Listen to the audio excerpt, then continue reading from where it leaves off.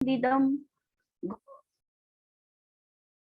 घोदघायिकं ममलं प्रणमामि वर्धमानं तीर्थं धम्मस्य कर्तारं से पुनतीर्थयरे ससौव सिद्धे विशुद्ध सद्भावे समनेय नाणदंसन चरित तव विर्यायारे ते सव्वे समगं पत्तेगमेव पत्तेगं वंदाम्य वर्तन्ते अर्हन्ते मानुषे खेते किच्चारहन्ताणं सिद्धाणं तणमो गणहराणम् अज्जावयवगाणं साहूनं चेदि सव्वेसिं तेसिं विशुद्धदंसन नानपहाणा समं समासेज्य उपसंपयामि सम्मं जत्तो निवाण संपत्ती.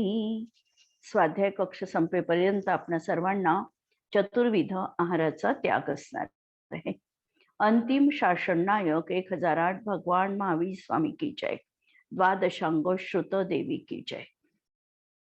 काल आपण गाथा बघतो आहे. 128 नंबरची गाथा आपण बघत होतो आणि या गाथेमध्ये लोक आणि अलोक या दृष्टीने 6 द्रव्यांची विभागणी केलेली आहे. लोक 6 द्रव्यमय आहे आणि अलोक फक्त आकाश द्रव्यमय असणार आहे. या दृष्टीतून या ठिकाणी लोकाचं स्वरूप सांगत असताना ही सगळी जी द्रव्य आहे त्याचं वैशिष्ट्य पण कथन केलेलं आहे आणि त्यांचं कार्य देखील कथन केलेलं आहे.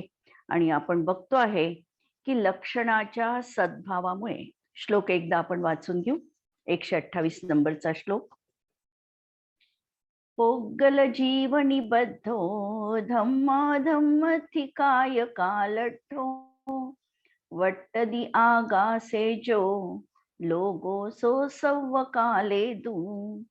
आकाशामध्ये जो भाग उद्गल जीव यांनी युक्त आहे त्याचप्रमाणे धर्मास्तिकाय अधर्मास्तिकाय आणि काल यांनी भरलेला आहे.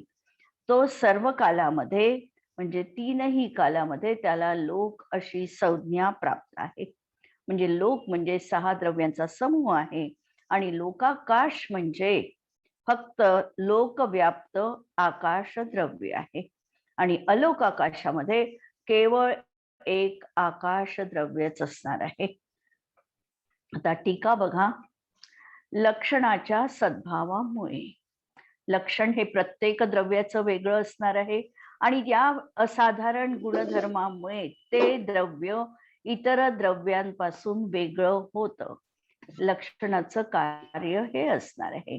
लक्षण हे 3 दोषांनी रहित पाहिजे. अतिव्याप्ती, अव्याप्ती आणि असंभवी ते निर्दोष लक्षण आहे.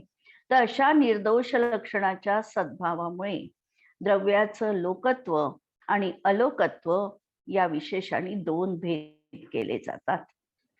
लोकाचं लक्षण काय आहे? लोक कशाला म्हणायचं? तर षड द्रव्यांचा समूह याला लोक असं म्हटलं जातं. आणि अलोकाकाशाचं स्वलक्षण केवळ आकाशमयता हे असणार आहे की जिथे केवळ एकच आकाश द्रव्य आहे ते अलोकाकाश आहे. यापैकी सर्व द्रव्य व्यापक अशा परम महान आकाशामध्ये आकाश द्रव्य अनंत प्रदेशी आहे, असीम आहे, अमर्याद आहे.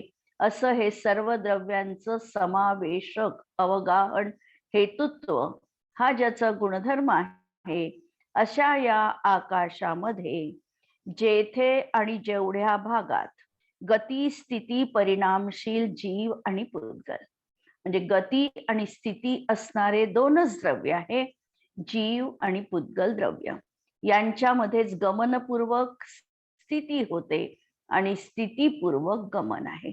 बाकीची द्रव्य जी आहे नित्यावस्थितान्य रूपाने ती नित्य अवस्थित आणि अरूपी अशी द्रव्य असणार आहे.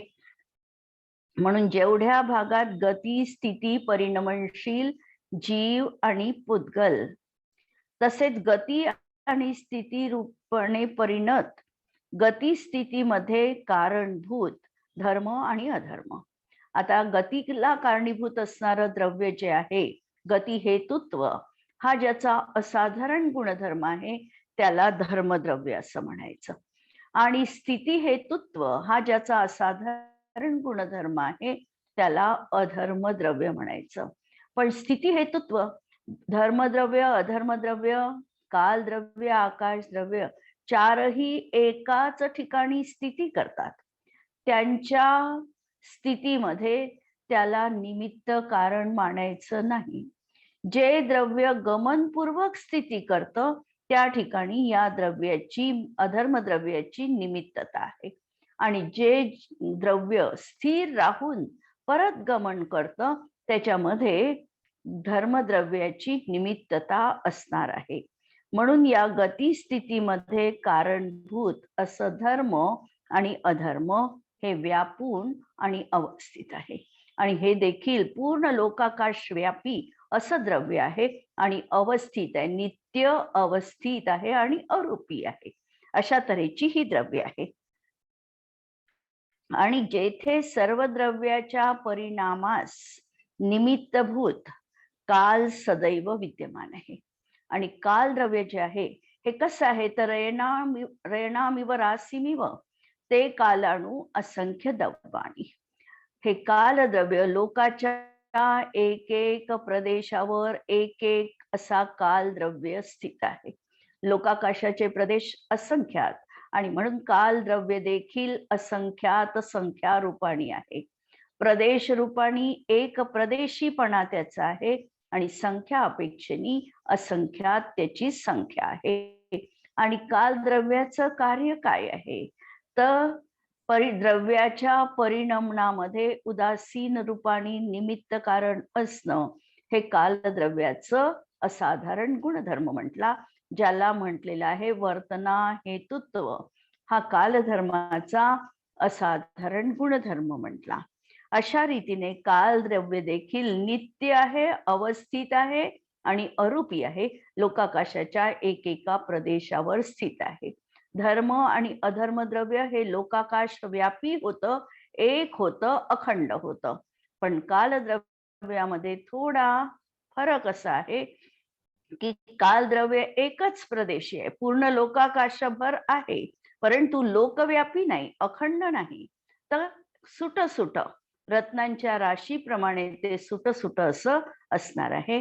आणि कालद्रव्य हे वर्तना हेतुत्व म्हणजे सर्व द्रव्याच्या परिणमनामध्ये हेतूपणा असणं हा त्याचा असाधारण गुणधर्म आहे. आणि ते आणि तेवढे आकाश, आणि या 6 द्रव्यांमध्ये जेवढं आकाश गर्भित आहे ते आकाश. आणि जेथे सर्व द्रव्याच्या आणि त्या आकाशासहित शेष संपूर्ण 5 प्रकारची द्रव्ये यांचा समूह हे लोकाचं लक्षण आहे. म्हणून लोक म्हणजे जेवढ्या आकाशात ही 5 द्रव्ये निवास करतात त्याला म्हणायचं लोक म्हणजे 6 द्रव्यांचा समूह, त्याला लोक म्हटलं जातं. आणि जेथे आणि जेवढ्या आकाशात पुद्गलाची गतिस्थिती होत नाही, अलोक आकाशामध्ये आकाशाला सोडलं तर बाकी कोणतीही द्रव्य नाही आणि त्या ठिकाणी जीव पुद्गलाचं गमन देखील होऊ शकत नाही. सिद्ध जीवांचं किती गमन होऊ शकतं आणि का होऊ शकतं हा प्रश्न जेव्हा उपस्थित झाला तेव्हा सांगितलं सिद्ध जीवांचं गमन हे ऊर्ध्वलोकाच्या अंतीपर्यंत होतं. आणि का होत नाही तर धर्मास्तिकाया भावात, धर्मास्तिकाय द्रव्याचा तिथे अभाव आहे म्हणून गमन होत नाही हे सांगितलं. म्हणजे परमाणू किंवा स्कंध किंवा जीवद्रव्य कोणतंही द्रव्य अलोक आकाशामध्ये गमन करू शकत नाही. म्हणून जेवढ्या याच्यामध्ये पुद्गलाची गती स्थिती होत नाही तिथे कोणतंही द्रव्य जाऊ शकत नाही. धर्म अधर्म व्यापून अवस्थित नाही, धर्म अधर्म देखील नाही आणि कालही नाही, मात्र केवळ आकाशच ज्याचं स्वरूप त्याने स्वलक्षण आहे तो अलोक आहे. आणि या दृष्टीने लोक आणि अलोक असा भेद करत असताना 6 द्रव्य जिथे आहे त्याला लोक असं म्हटलेलं आहे. आणि केवळ एक आकाश द्रव्य जिथे आहे त्याला अलोक असं म्हटलेलं आहे. या 6 द्रव्यांच्या बाबतीत जर आपल्याला थोडं बारीक पाहायचं असेल आणि व्याख्या जर आपल्याला बघायच्या असेल तर आपल्याला व्याख्या तशा आपल्याला व्याख्या माहितीच आहे, पण केवळ एक उजळणी म्हणून आणि एक मागचं थोडं बॅकग्राऊंड म्हणून आपण या व्याख्या थोड्याशा अवलोकन करूया. धर्मद्रव्याची जेव्हा व्याख्या सांगितली जाते तर जे द्रव्य स्थितीपूर्वक गमन करण्यास उद्युक्त अशा सर्वच जीव आणि पुद्गलांना एकाच वेळी गमन करण्यास उदासीन रूपाने निमित्त असते ते धर्मद्रव्य आहे. याच्यामध्ये एकही शब्द आपण इकडे तिकडे करू नये अशीच्या अशी आमची डेफिनेशन असली पाहिजे धर्मद्रव्याच्या बाबतीत. उदाहरणार्थ आपण 3ऱ्या-4थ्या भागातलं उदाहरण घेऊ शकतो. पाणी हे माशांना गमन करण्यास निमित्त आहे, किंवा रेल्वेची पटरी जी असते ही रेल्वे धावण्यासाठी निमित्त म्हटल्या जाते. या द्रव्याचं वैशिष्ट्य म्हणजे हे द्रव्य स्वयंस्थिर आहे, पण यात उत्पाद व्यय आहेतच, कारण द्रव्य आहे. आणि द्रव्याचं वैशिष्ट्य उत्पाद व्यय ध्रुवता हे अस्तिवान आहे. हे लोकाकाशा एवढं असंख्यात प्रदेशी आहे, एक आहे, अखंड आहे, अमूर्तिक आहे आणि अचेतन आहे. काल आपण चेतन अचेतन हा भेद बघितला होता. त्याच्यामध्ये हे द्रव्य अचेतन द्रव्य आहे आणि गती हेतुपणा हा त्याचा असाधारण गुणधर्म आहे. अधर्म द्रव्याच्या बाबतीत जे द्रव्य गमनपूर्वक स्थिती करण्यास उद्युक्त अशा सर्व जीव आणि पुद्गलांना स्थिर राहण्यास एकाच वेळी जे उदासीन रूपाने निमित्त कारण असते ते अधर्म द्रव्य आहे. उदाहरणार्थ छाया ही वाटसरूंना थांबण्यास निमित्त कारण आहे. हे द्रव्य देखील स्वयंस्थिर आहे, पण याच्या स्थिर राहण्यात किंवा धर्मद्रव्य स्थिर आहे किंवा कालद्रव्य स्थिर आहे, याच्या स्थिर राहण्यात अधर्मद्रव्य निमित्त कारण नाही, तर गमनपूर्वक स्थिरता जिथे आहे अशा जीव पुद्गलांमध्येच ते निमित्त कारण म्हटल्या जाणार आहे. हे लोकाकाशा एवढं म्हणजे असंख्यात प्रदेशी आहे, एक आहे, अखंड आहे, अमूर्तिक आहे आणि अचेतन आहे. आणि स्थिती हेतुत्व हा त्याचा असाधारण गुणधर्म आहे. आणि गती स्थित्युपग्रहो धर्माधर्मयो उपकारा. आणि धर्म आणि अधर्म द्रव्याचा उपकार कोणता, तर गती हेतुत्वपणा असणं, म्हणजे गतीमध्ये निमित्त कारण बनणं आणि स्थितीमध्ये निमित्त कारण बनणं, हे या 2 द्रव्याचा उपकार म्हटल्या गेलेला आहे. आकाश द्रव्यामध्ये जे द्रव्य जीवादी 6 द्रव्यांना एकाच वेळी अवगाह देण्यास उदासीन रूपाने हा शब्द देखील या द्रव्यांमध्ये महत्वपूर्ण आहे, निमित्त कारण असतं ते आकाश द्रव्य आहे.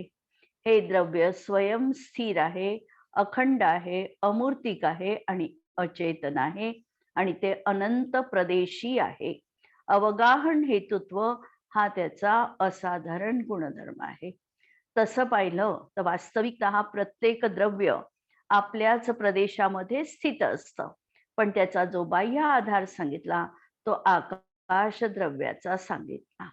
क्रियावती शक्ती देखील जीव आणि पुद्गलामध्ये स्वयंची आहे आणि त्या शक्तीनेच ते गमन किंवा स्थिर राहणं असा प्रकारचा परिस्पंदन रूप क्रिया त्यांची होते, पण त्याच्यामध्ये उदासीन रूपाने निमित्त धर्म आणि अधर्म द्रव्याचं राहणार आहे. काल द्रव्याच्या बाबतीतही जरी ते परिणमण्यामध्ये निमित्तभूत कारण आहे, तरी देखील स्वतःच्या त्याच्या द्रव्यत्व शक्तीमुळे, प्रत्येक द्रव्याच्या द्रव्यत्व शक्तीमुळे ते द्रव्य प्रतिसमय परिणमनशील आहे. पण बाह्य निमित्त कारण कालद्रव्याचं म्हटलं आहे. म्हणून कालद्रव्याच्या व्याख्येमध्ये जे द्रव्य सर्व द्रव्यांच्या परिणमनामध्ये उदासीन रूपाने निमित्त असते ते कालद्रव्य आहे. निश्चयाने लोकाकाशाच्या एका प्रदेशावर एक कालद्रव्य आहे, ते रत्नांच्या राशीप्रमाणे आहे आणि वास्तविकतः त्यालाच निश्चय कालाणू असं म्हणतात. समय, पल, घटका, वर्ष आम्ही जे काही गणना करतो कालद्रव्याच्या बाबतीत, हे सगळे व्यवहार काल आहे, हे निश्चय कालाचे पर्याय आहेत.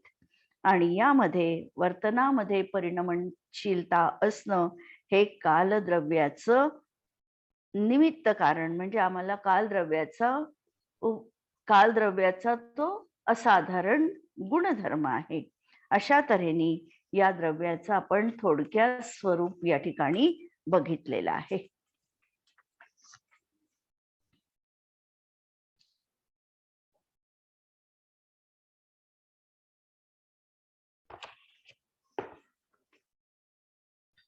आता याच्यामध्ये वृंदावन कवी काय म्हणतात हे आपल्याला पाहूया.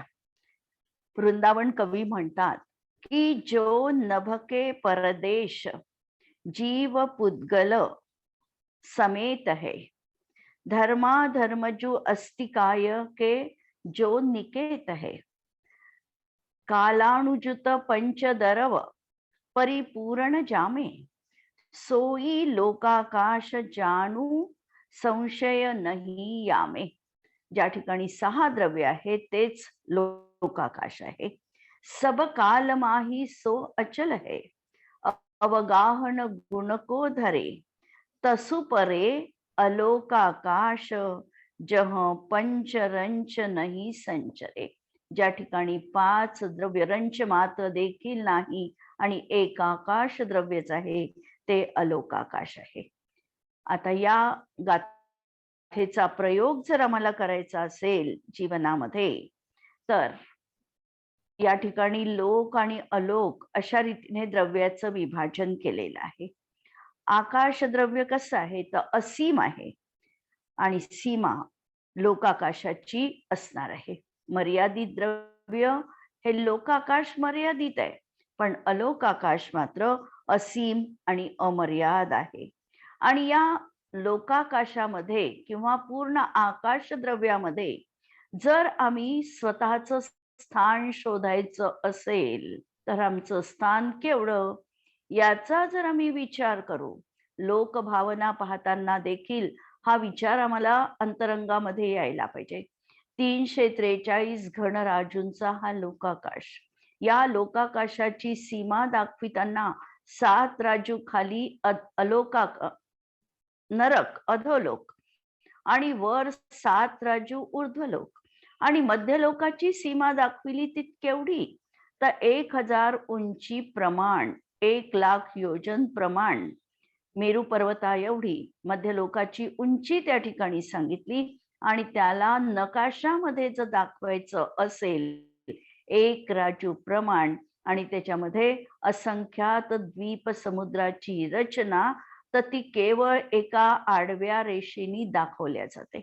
खाली अधोलोक दाखविल्या जातो 7 राजूंचा, वर ऊर्ध्वलोक दाखविल्या जातो 7 राजूला काही कमी, कारण त्याच्यामध्ये मध्यलोकाचं जे क्षेत्रफळ गेलेलं आहे ते सोडून, आणि मध्यलोक जो दाखविला जातो त्याला आमची सीमा आहे मेरू पर्वताच्या उंची एवढी, एवढ्यामध्ये मध्यलोक दाखविला जातो. याच्यामध्ये असंख्यात द्वीप समुद्र, आम्ही जिथे राहतो तो जम्बूद्वीप, या जम्बूद्वीपामध्ये देखील 6 पर्वत, 6 पर्वतांनी याची विभागणी 7 क्षेत्रांमध्ये. त्यामध्ये आम्ही जिथे राहतो ते भरत क्षेत्र, या भरत क्षेत्रामध्ये देखील विजयार्ध पर्वत आडवा गेलेला आहे आणि या भरत क्षेत्राचे देखील षटखंड पडलेले आहे. या षटखंडामध्ये 5 म्लेंछ खंड, आणि या 5 म्लेंछ खंडामध्ये आम्ही आर्यखंडात राहतो. आर्यखंडात कुठे राहतो तर आमच्या, जर आम्ही नगरीचं नाव घेतलं, पृथ्वी आम्ही जर आज 5 खंडामध्ये जी आहे, ऑस्ट्रेलिया वगैरे, अमेरिका, रशिया वगैरे याच्यामध्ये जर बघितली तर ही सर्व आर्य क्षेत्रामध्ये समाविष्ट झालेली आहे. आणि त्याच्यात आम्ही आमचं निवासस्थान शोधलं तर आम्हाला बिंदू मात्र देखील मिळेल की नाही याची साशंकता आहे. तर अशा तऱ्हेने माझं अस्तित्व बिंदू मात्र आहे, परंतु माझं अस्तित्व जरी बिंदू मात्र असलं तरी देखील माझ्यामध्ये देखील अशी असीम ज्ञानाची शक्ती आहे आणि माझं सामर्थ्य केवळ ज्ञान प्राप्त करण्याचं आहे. या सामर्थ्याला ओळखून आकाशाप्रमाणे असीम उडान घेण्याची क्षमता माझ्यामध्ये देखील असायला हवी. हा प्रयोग आम्ही या गाथेच्या अनुषंगाने आमच्या जीवनात करायला हरकत नाही. आता आपल्याला जायचंय पुढच्या गाथेवर, 129 नंबरच्या गाथेवर. या गाथेमध्ये द्रव्याचं जे विभाजन केलेलं आहे ते क्रियावान आणि भाववान या दोन दृष्टिकोनातून केलेलं आहे. आता आपण बघितलं की गती आणि स्थिती रूपाने मध्ये गती आणि स्थिती परिणमनशील द्रव्य अशी ही दोनच द्रव्य आहे. म्हणजे यामध्ये क्रिया दिसते आहे आम्हाला. काहीतरी एका क्षेत्रावरून दुसऱ्या क्षेत्रावर गमन क्रिया दिसते आहे किंवा त्याच ठिकाणी काही परिस्पंदन रूप क्रिया दिसते आहे. अशा तऱ्हेच्या क्रिया फक्त दोनच द्रव्यात आहे आणि म्हणून जीव आणि पुद्गल ही दोन द्रव्य क्रियावान आहेत आणि भाववान तर सर्वच द्रव्य आहे. साही द्रव्य भाववान याचा अर्थ अस्थिपणा असणं. तर द्रव्य अस्थिरूपाचे किती आहे? तर साही द्रव्य अस्थिरूप आहे, कारण आम्ही द्रव्याची व्याख्या सामान्य रूपाने केलेली आहे सद द्रव्य लक्षण आणि म्हणून साहीच्या साही द्रव्य भाववान आहे. पण आम्हाला काही लक्षणांच्या माध्यमातून द्रव्यांना वेगळं करायचंय. पृथक्करणाची क्रिया इथे सुरू आहे, विभाजनाची क्रिया सुरू आहे आणि मग आम्ही विभाजन करायचं ठरविलं. ते काय द्रव्य भाववान किती आहे आणि क्रियावान किती आहे? तर भाववान मध्ये आमची साही द्रव्य बसली, पण क्रियावान मध्ये मात्र आमची दोनच द्रव्य बसली, जीव आणि पुद्गल. विभाजन पहा, 129 नंबरची गाथा. उपादठिदिभंगा पुद्गल जीव पगस्य लोकस्य परिणामादो जायन्ते संघादादो वभेदादो. उपादठिदिभंगा पुद्गल जीव पगस्य लोकस्य परिणामादो जायन्ते संघादादो वभेदादो. पुद्गल जीव पगस्य लोकस्य.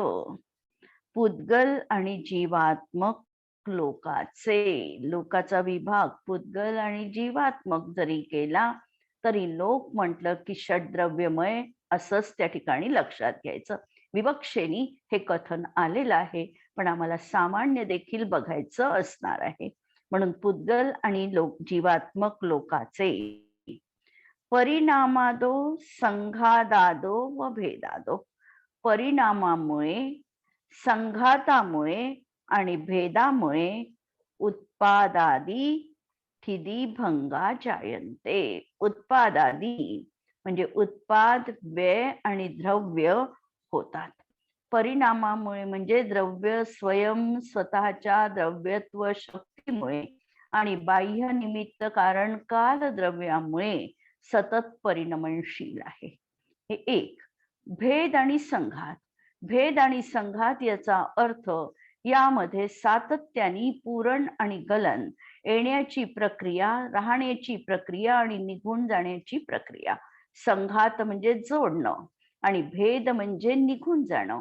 अशा तऱ्हेच्या प्रक्रिया सातत्याने या जीव आणि पुद्गल द्रव्यामध्ये होतात आहे आणि त्या रूपाने या दोन द्रव्यांना क्रियावान सांगून त्याला आम्ही बाकीच्या द्रव्यांपासून पृथक केलेला आहे.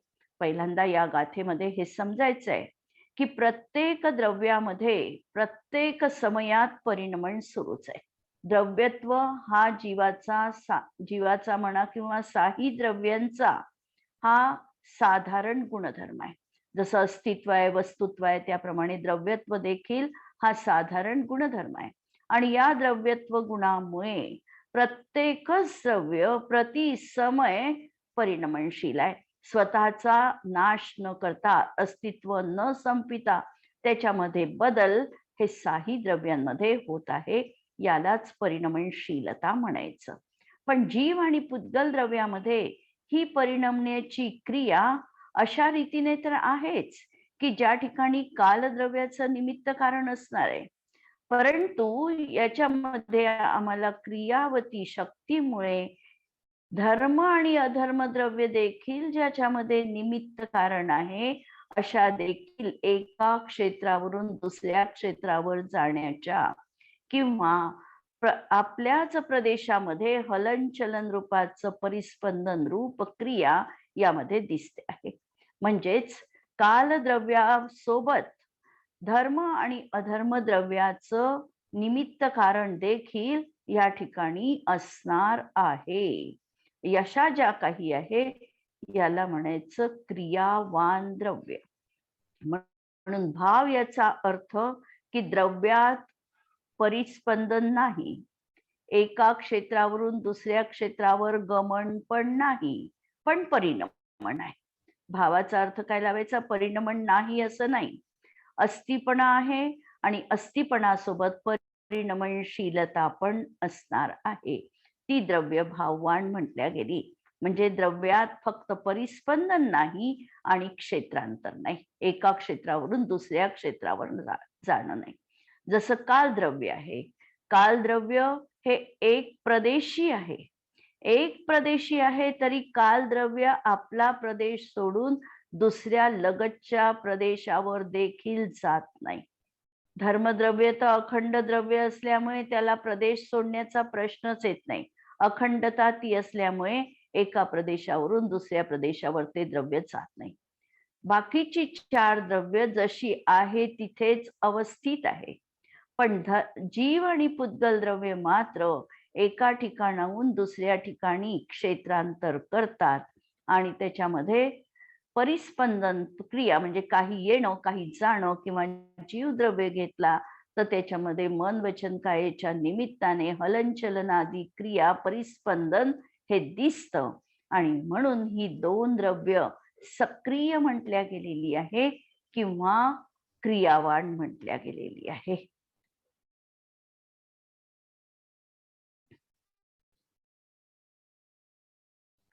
आता गाथेची टीका बघा. क्रियावानपणा आणि भाववानपणा या रूपाने किंवा केवळ भाववानपणा या रूपाने द्रव्याचे विशेष भेद आहे. म्हणून द्रव्य दोन आधारावर आम्ही विभाजित केलं, क्रियावान आहे आणि भाववान आहे. क्रियावान द्रव्य दोन द्रव्य क्रियावान आहे आणि साही द्रव्य भाववान आहेत. यापैकी परिणामामुळे आणि भेद संघातामुळे उत्पाद द्रव्यत्व आहे. म्हणून जीव आणि पुद्गल हे क्रियावान आणि भाववान आहे. जीव आणि पुद्गलामध्ये जर आम्ही बघितलं तर पुद्गलाचा स्वभाव पूरण आणि गलन आहे.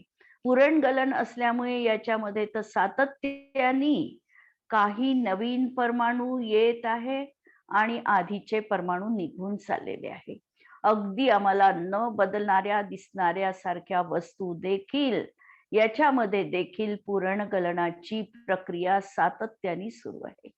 मंदिरामध्ये आम्ही संगमरवराची मूर्ती बघतो आणि ही मूर्ती आम्हाला काल होती तशीच दिसते किंवा अनेक वर्षांपूर्वी होती तशीच आजही दिसते. पण अशी ती अवस्थित दिसत असताना देखील ती पुद्गल असल्यामुळे त्याच्यामध्ये अनेक परमाणू निघून गेलेले आहे आणि दुसरे परमाणू त्या ठिकाणी आलेले आहेत. यावरूनच एखादा जिओलॉजिस्ट त्या दगडाचं प्राचीनत्व सिद्ध करू शकतो की ही प्रतिमा इतकी प्राचीन आहे, कारण त्याच्यामध्ये सातत्याने पूरण गलन ह्या प्रक्रिया घडलेल्या आहे आणि त्याचा आधार घेऊन त्याच्यामधली प्राचीनत्व सिद्ध केल्या जातं. झाडाच्या बाबतीतही असं म्हटल्या जातं की झाडांना जेव्हा आम्ही कापल्या जातं तेव्हा त्याच्यावर ज्या आतमधल्या रेषा असतात त्या रेषांवरून झाडांचं आयुष्य म्हणजे किती झाड आधीचं आहे, त्याच्यामध्ये कसे बदल घडलेले आहे हे जाणता येऊ शकतं. आमच्या शरीरामध्ये देखील शरीराचं औदारिक शरीर आहे, या शरीरामध्ये देखील सतत परमाणू नवीन येत आहे आणि सतत परमाणू निघून चाललेले आहे. असं म्हटलं जातं की 9 महिन्यामध्ये आमच्या शरीरातले सगळे सेल्स बाहेर पडतात आणि नवीन तिथे आलेले असतात. आम्हाला जाणवत नाही. नित्य अवलोकने जग पहा होतात की आंधळे. नित्य अवलोकन करतो म्हणून आम्हाला बदल वाटत नाही. पण असा हा पुद्गलामधला बदल तर हा आम्ही मान्य करायलाच पाहिजे. म्हणजे भेद आणि संघात या प्रक्रिया, पुरण-गलन ह्या प्रक्रिया त्या ठिकाणी होतात आहे आणि ही क्रिया होते आहे याचं कारण ते द्रव्य सक्रिय आहे, क्रियावान आहे, क्रियावती शक्ती त्याच्यामध्ये आहे. किंवा आम्ही एखादी खुर्ची एका ठिकाणाहून दुसऱ्या ठिकाणी नेतो. आमचा अहंकार आहे की मी उचलली म्हणून ती एका ठिकाणाहून दुसऱ्या ठिकाणी गेली. पण लक्षात हे घ्यायचं आहे की त्या वस्तूमध्ये देखील स्वतःची एका क्षेत्रावरून दुसऱ्या ठिकाणी जाण्याची स्वतःची योग्यता आहे. आम्ही केवळ निमित्त मात्र आहे. अशा तऱ्हेने तिची योग्यता ही क्रियावती शक्तीनी सांगितल्या गेलेली आहे. जीवाच्या बाबतीत देखील जर आम्ही बघितलं तर आम्ही ची जागा सोडून दुसरीकडे जाऊ शकतो.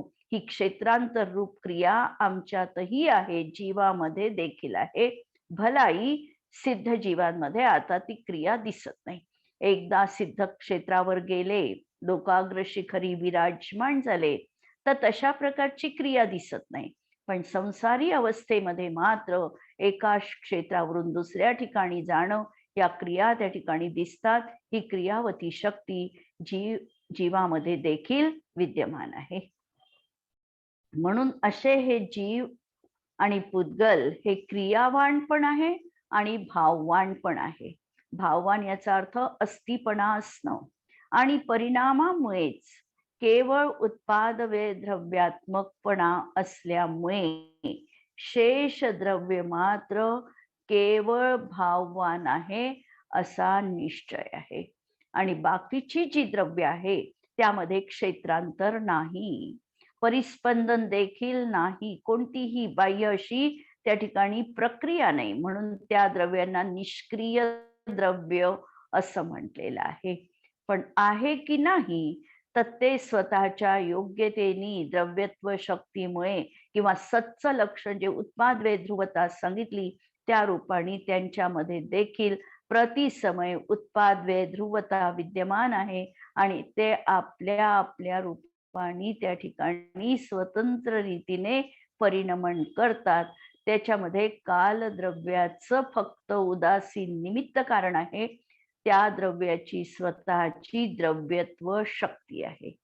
तसंच जीव पुद्गलामध्ये देखील कालद्रव्याचं निमित्त कारण तर आहेच आहे. पण एका क्षेत्रावरून दुसऱ्या क्षेत्रावर गेला त्यावेळेला धर्मद्रव्याचं उदासीन रूपाने निमित्त कारण, तिथे गेल्यानंतर स्थिर झाला हे अधर्म द्रव्याचं निमित्त कारण असणार आहे. म्हणजे आम्हाला ही गोष्ट या ठिकाणी भाववान आणि क्रियावान मध्ये लक्षात घ्यायची की भाववान मध्ये फक्त कालद्रव्याचं निमित्त आहे आणि क्रियावान मध्ये धर्म अधर्म आणि कालद्रव्याची निमित्तता असणार आहे. केवळ परिणाम हे ज्याचं लक्षण आहे त्याला भाव असं म्हणायचं. आणि परिस्पंदन म्हणजे एका क्षेत्रावरून दुसऱ्या क्षेत्रावर जाणं किंवा त्याच ठिकाणी हलनचलन रूप क्रिया दिसणं. जसं जीव आम्ही घेतला तर जीव जर आम्ही घेतला तर जीवामध्ये मन वचन कायेच्या निमित्ताने जे शरीरामध्ये आणि आत्मप्रदेशामध्ये देखील परिस्पंदन होत आहे. परिस्पंदन होत आहे ही कल्पना देखील आम्हाला लक्षात घ्यायची आहे. परिस्पंदन म्हणजे आपल्याच जागेवर ते खालीवर असे होतात, लुकलुकतात. जसा दिवा लुकलुकतो तसं ते लुकलुकणं म्हणजे परिस्पंदन नाही. आपला क्षेत्रावरच असणं म्हणजे या ठिकाणी परिस्पंदन नसून जीवाच्या बाबतीमध्ये परिस्पंदन म्हणजे स्वतःचे प्रदेश न सोडता लोकाकाशाचे प्रदेश सोडणं, याचं नाव आहे परिस्पंदन.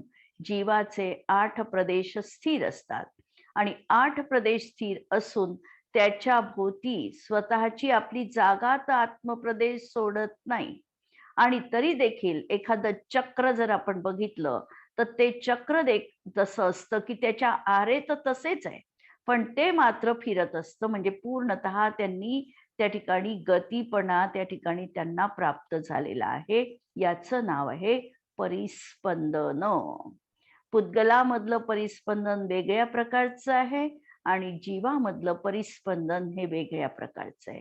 पुद्गलामध्ये परमाणू येतात आणि निघून जातात, अशी भेदसंघाताची पुरणगलनाची प्रक्रिया आहे. जीवामध्ये देखील कर्मपरमाणू येत आहे आणि कर्मपरमाणू निघून चाललेले आहे आणि यामध्ये देखील जीवाचं परिस्पंदनच कारणीभूत आहे. पण हे परिस्पंदन या प्रकारचं आहे की त्याचे 8 प्रदेश स्थिर आहे आणि बाकीचे प्रदेश मात्र फिरत आहे, पण अस्ताव्यस्त नाही, स्वतःच्याच मर्यादित आहे आणि त्याच डायरेक्शन मध्ये, म्हणजे त्याची अशी बदल देखील झाला नाही की एक प्रदेश उडला आणि दुसरीकडे आला, असं काहीही न होता त्या ठिकाणी परिस्पंदन क्रिया सुरू आहे. चक्राचं उदाहरण या ठिकाणी लक्षात ठेवा आणि बाकीचा भाग आपण उद्याच्या याच्यामध्ये बघू. जिनवाणी के ज्ञान ते सूझे लोकालोक, सो जिनवाणी मस्तक नमो सदा देतहु घोक. नमो अरिहंताणम, नमो सिद्धाणम, नमो आयर्याणम, नमो उज्जायाणम, नमो लोये सवसाहूनम. सर्वांना जय जिनेंद्र.